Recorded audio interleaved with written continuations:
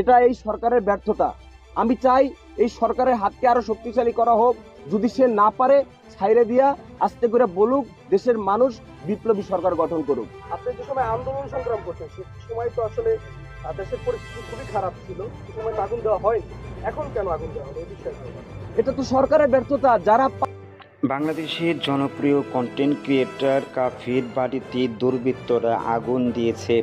তখন তার বাবা মা ঘরের ভিতরেই ছিল। কোনোরকমভাবে অক্ষত অবস্থায় ঘরের বাইরে আসতে পেরেছে। আসুন আমরা জনপ্রিয় কন্টেন্ট ক্রিয়েটর কাফির মুখ থেকে তার বক্তব্যটা শুনে আসি, উনি কি বলে। ভাই, এটা দিনের মতো পরিষ্কার। আমি 32 নম্বরে বুলডোজারের সামনে দাঁড়িয়ে ছি হাসিনা লজ্জায় বাঁচিনা আমি স্লোগান দিছি। আপনারা দেখেছেন আমি বরিশাল বিশ্ববিদ্যালয়ের সামনে স্লোগান দিছি।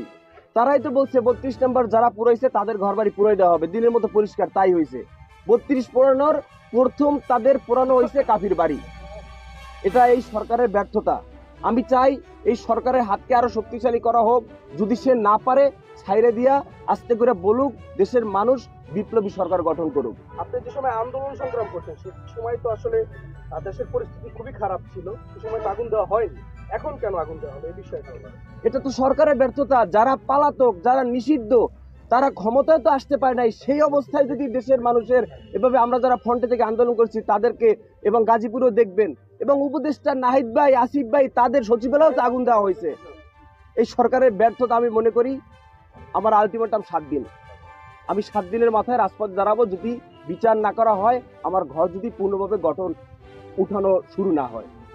আপনি সরাসরি সন্দেহ করেন কিনা কাউকে? আমি ভাইয়া মিথ্যা কথা বলতে পারবো না। আমি কার নাম বলে কাকে বিপদে ফেলবো? আমি কাউকে নাম বলার কোনো আমার ইয়া নাই। আমি এটা তো পরিষ্কার। আমি ধানমন্ডি 32-এর সময় উপস্থিত ছিলাম। আমি গিয়া জুলাই আগস্টে বরিশাল বিশ্ববিদ্যালয়ের সামনে ছিলাম। কারা আমার শত্রু এটা তো আপনারাও জানেন। কারা শত্রু এটা আপনারাও জানেন।